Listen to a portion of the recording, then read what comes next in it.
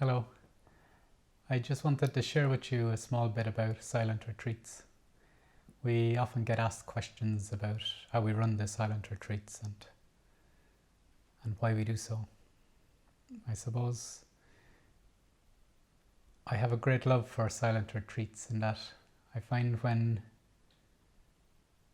people look inwards, it's very useful not to have to engage with the normal responsibilities and routines of life. You kind of step out of your life situation and you let go of your attachments and comforts, and just to come to retreat to explore what you are, who you are. So you could say that the retreat space is a dedicated space for introspection, contemplation, self-inquiry, meditation. And that's meditation without emphasizing or enhancing the idea of the meditator, of course. Resting back meditation. We run the retreats with a view to allowing people to deepen into their own nature. So the retreat is run in silence, except for the satsangs where there's questions and answers. But other than that, during meal times, it's silence and no eye contact. And of course, there's accommodation and all the food is catered for. So it's a precious time to really explore, to put down all the ties of the world, so to speak, all the gadgets, and really listen deeply. And I'm simply there to facilitate that, to share my presence. And whatever realization has come is freely offered.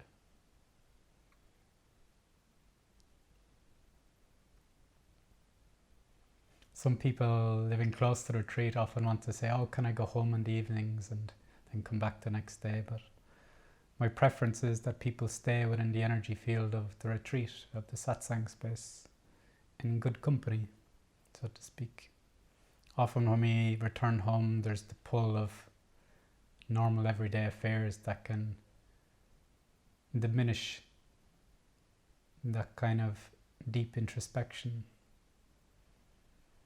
So normally we run silent retreats on a weekend basis, sometimes longer. And it's a very short time to dedicate to getting to know who you are. But it can be a very powerful time if it's fully embraced, if we give our all in silent retreat.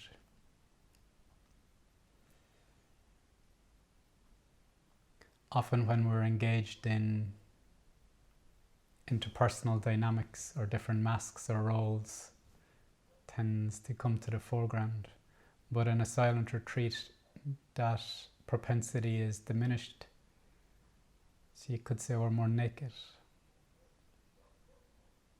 Our beingness shines through that more clearly.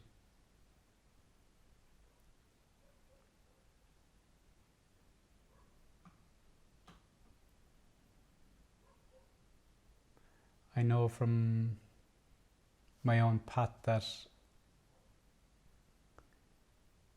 time away from my normal routine was vital in just dipping into silence. Of course, initially it's very useful to have actual physical silence around you and a calm, nice environment, but that's not the only silence I'm talking about, more of a kind of inner stillness. And of course, once you're familiar with this inner stillness, you can recognize that it's always available, that it's always there, even in the ups and downs of life. And more than that, you may realize it's not only available, it is what you are. So this is the gift of silent retreat, to really instill the value of it and the beauty of it. In a way, it's like we come to fall in love with our own being. with our deepest nature, self-love.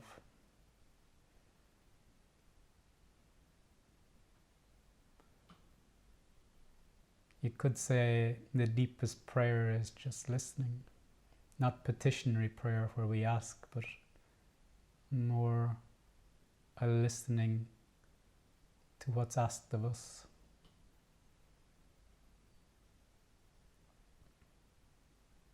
You may ask what's asked of us, but that must be felt in our own heart. And it's not so much a commandment, but a joy.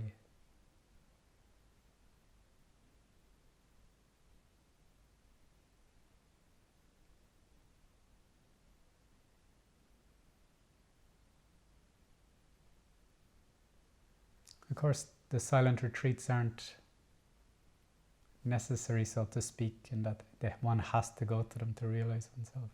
They're just another opportunity to deepen. But this can be done anywhere, anytime.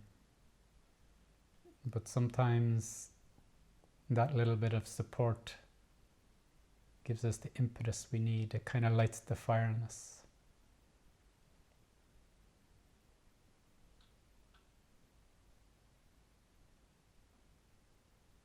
So the routine of the silent retreats is very simple.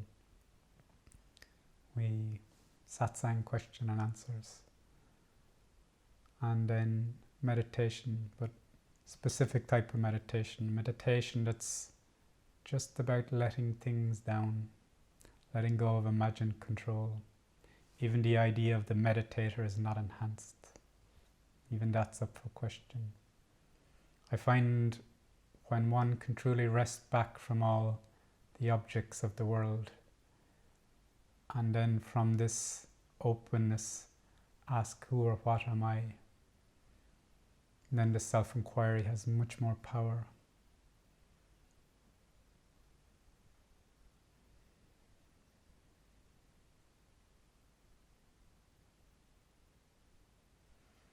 In a way, the silent retreat itself is the facilitator. It is the catalyst.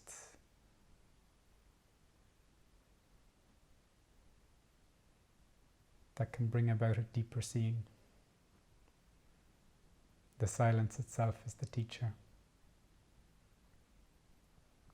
And I am an extension of that silence, so to speak. As are we all. An expression of this utter mystery. But the question is, are you comfortable with that mystery? Does it sing in your heart? Not just an intellectual understanding.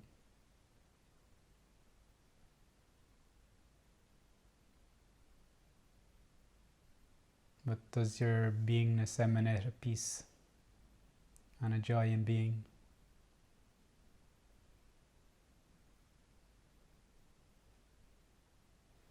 So that's silent retreat in a nutshell, so to speak.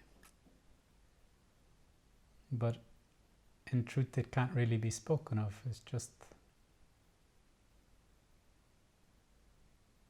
is.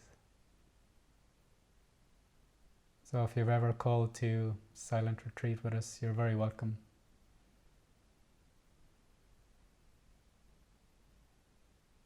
I wish you all the best.